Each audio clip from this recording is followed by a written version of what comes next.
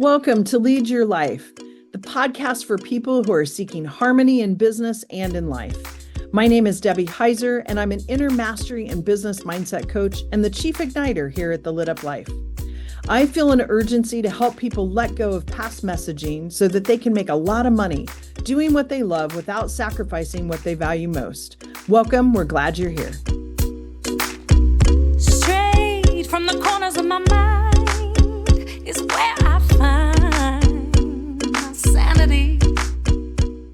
It's a place, another land, another time. Hello, and welcome to another episode of Lead Your Life with Debbie Heiser. My name is Debbie Heiser, and I help entrepreneurs make a lot of money doing what they love without sacrificing what's important to them, helping them to unwind messages that we believe as truths that actually keep us bound in what we're doing. So anyway, with that, thank you for coming today, listening in.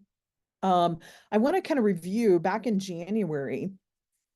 We started to talk about this idea of vision and harmony and looking at our vivid vision. If you haven't listened to the ones, that's fine. Go back and listen to them. I think they're awesome. But the solo episodes that I do, I have some themes and some things that kind of carry over, but you can also listen to these standalone.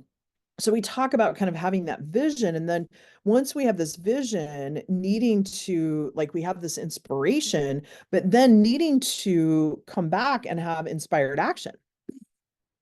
And so this month, I want to focus a little bit on, okay, I have my vision. I've been taking some inspired action, but things aren't quite moving the way I want them to move, or it's just not happening. And what happens to us then as we go forward? So that's what we're going to focus on in today's episode, is really looking at, got the vision, I've been taking some inspired action, it's not happening, and I feel like I'm hitting a wall. First of all, part of that is patience. Sometimes it takes a little bit of time.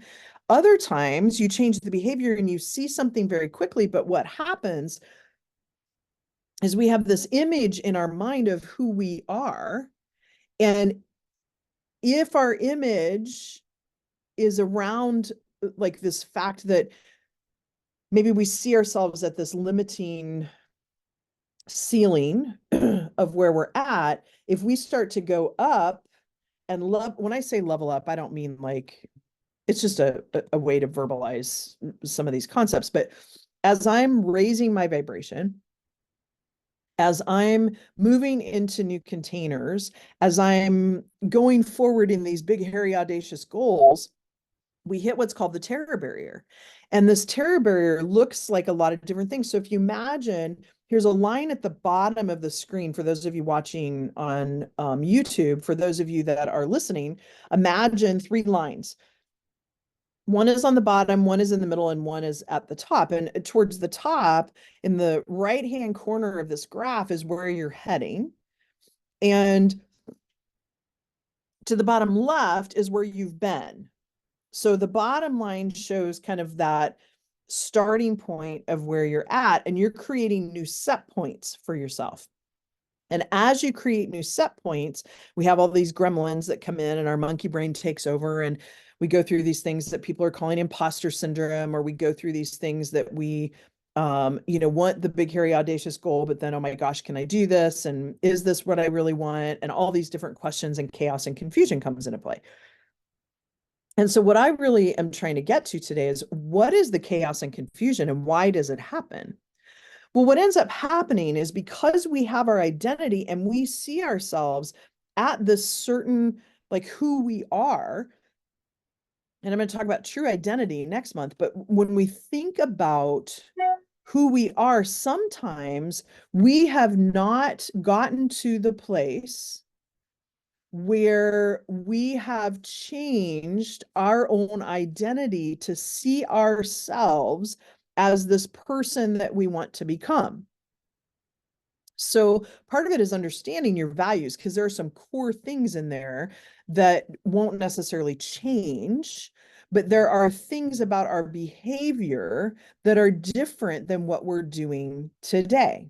So as an example, when I know that my big, hairy, audacious goal is to have a multi-million-dollar business that employs numerous coaches, numerous people that are making a huge impact in the world, like creating a social movement to help people have freedom and to be able to have a life that they want, and their businesses are a conduit to that versus feeling like their life is all centered around their business. Now, I also have a belief that when you do what you love, it doesn't always feel like work too, but there's a harmony that goes along with that.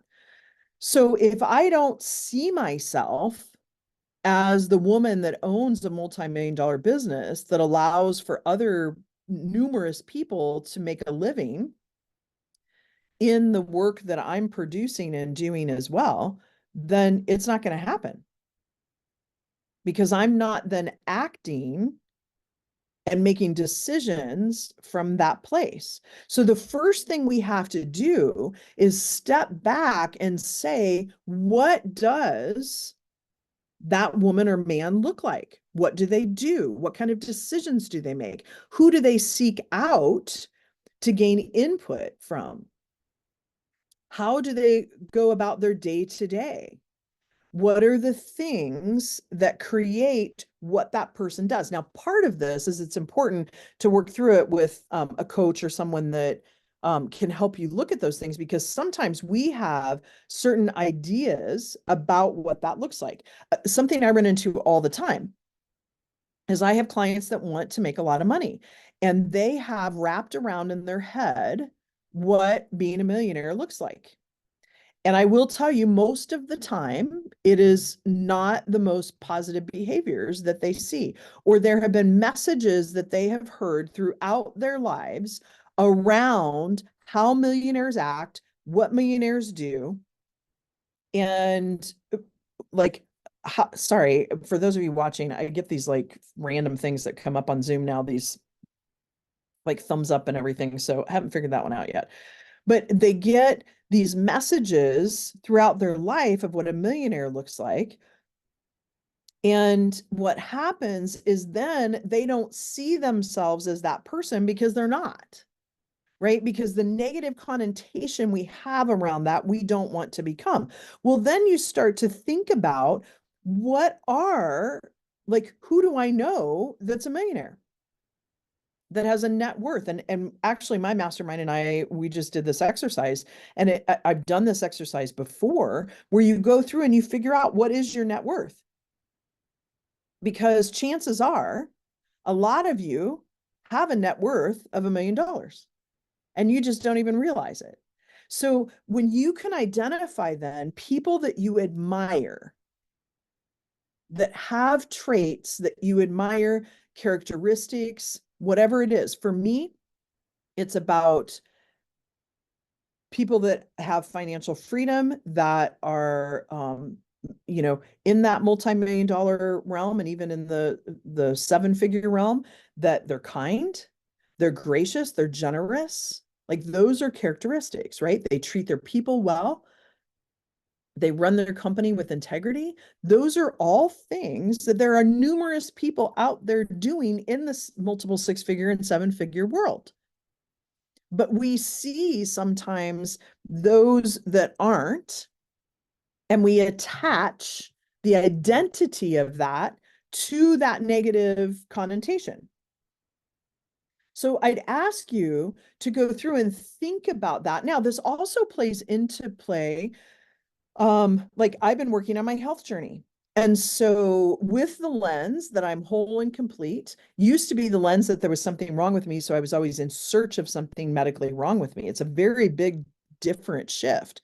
And so what I've done, and I've done this some in my past, but through a different lens, of finding people that I know that I see as healthy.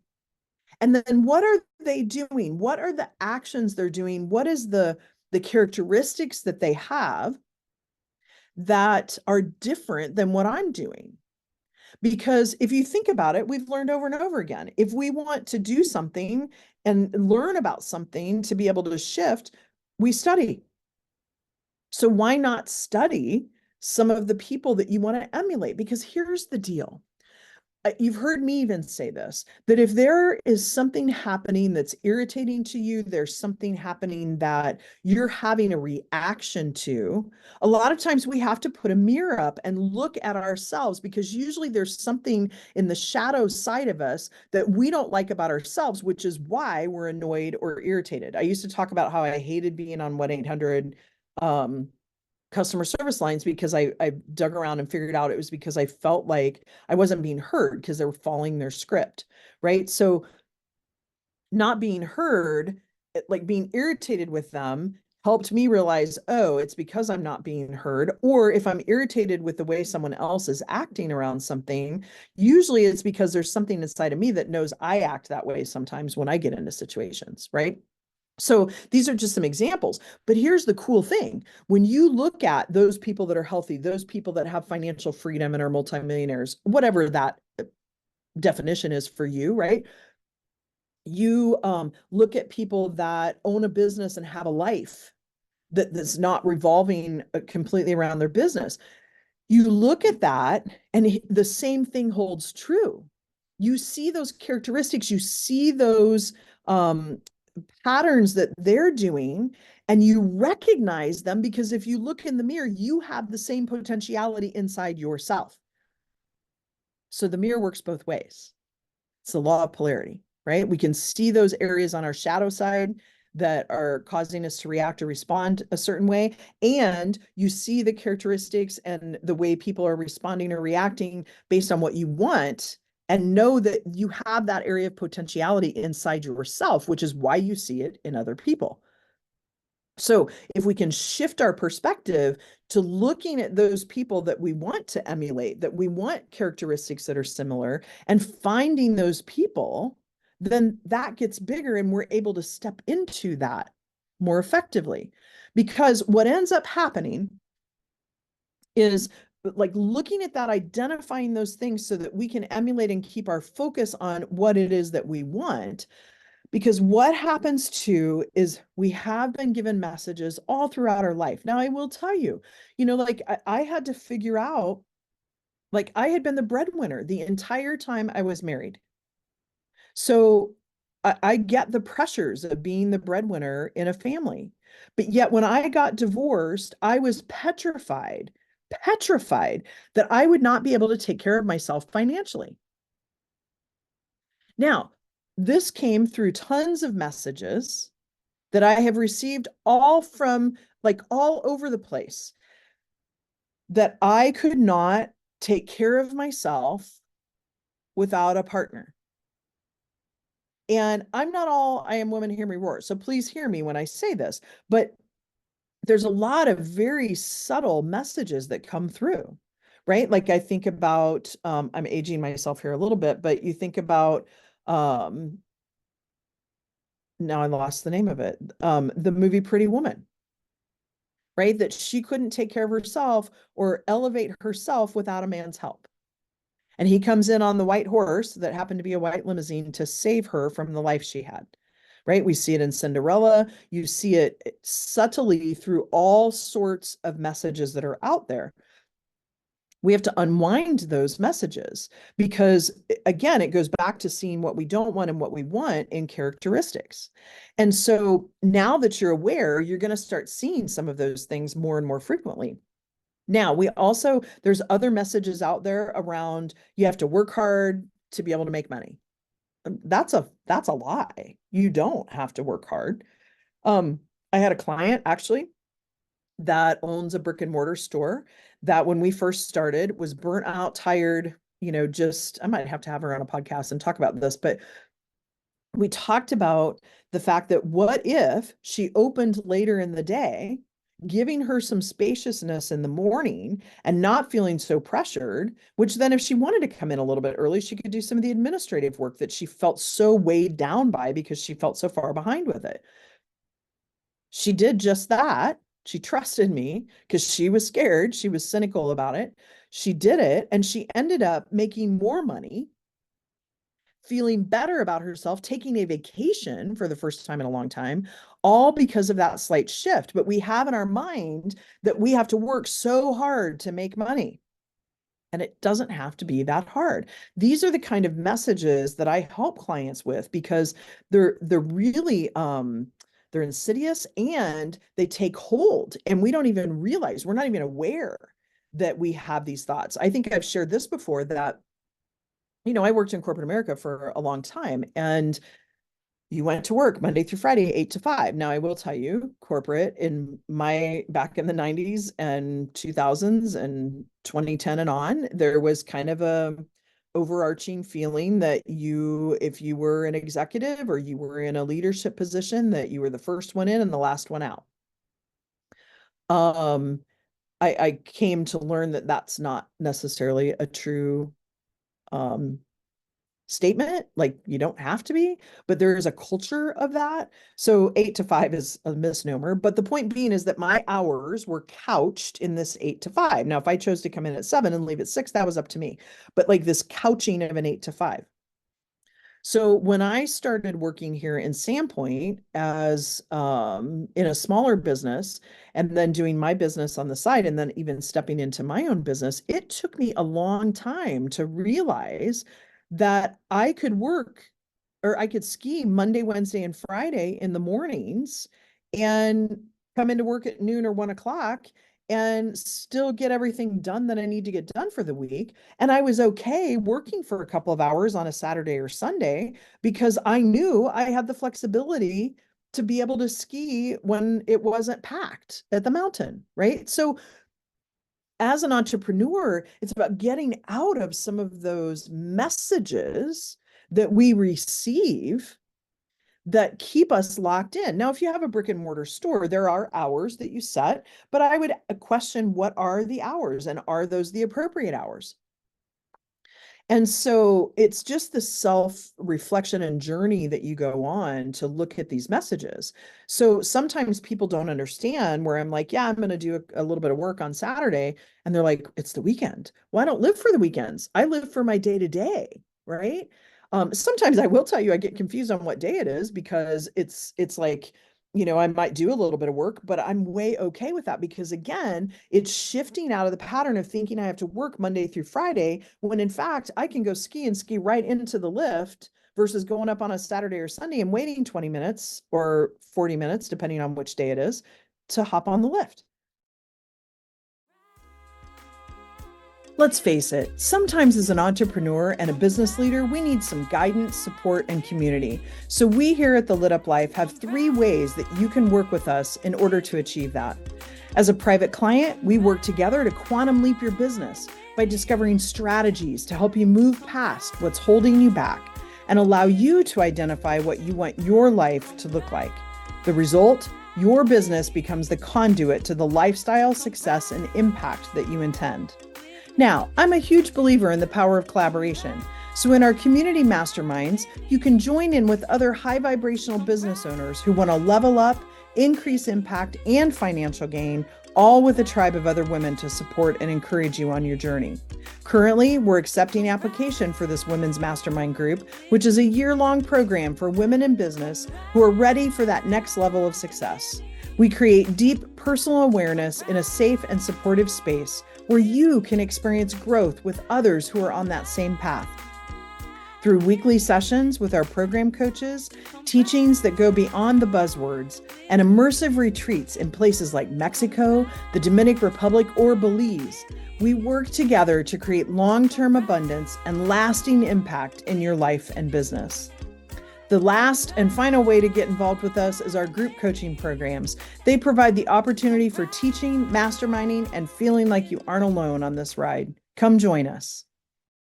So it's shifting some of those messages that occur to us, right? Another one, like for me in this health journey, is I grew up always thinking that exercise was a necessary evil. Well, it's not a necessary evil. It can be enjoyable. And I enjoy lifting. I enjoy going to the gym, and I love skiing. I love to kayak. Like there's things like that that then bring the exercise, and it's not all of this effort. So really, I guess I would ask you to think about, and I'm going to close on this for right now, because these are different like messages we have in our minds. And I'm going to talk next time a lot about loyalty packs and contracts that we make with people. And even double binds that we have based on this, where we've been, where we want to go, and this terror barrier that we run into. So I would ask you to just give some thought, again, through the lens of curiosity. And if you listen to me at all, I say this a lot. Look through the lens of curiosity, not the lens of judgment, because judgment lowers your vibrational energy. But it's really about curiosity about, this shows up in an interesting way. Right? Like I'm even facing some of that right now. I have a subscription group here in Sandpoint that I run, and we put something out about, hey, if you're wanting to join a group, here's a great one to join. And I'm having people question, why is it $43? And like these messages about, like it seems pretty odd that just getting together with a group of women, it would cost $43. And, it's a love project for me.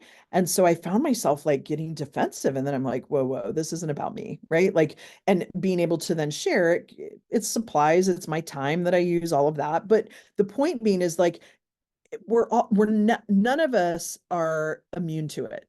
We have these messages that come in, and it's important to just identify them, become aware of them through the lens of curiosity, and start to ask the questions. What is this really telling me? What am I learning from this?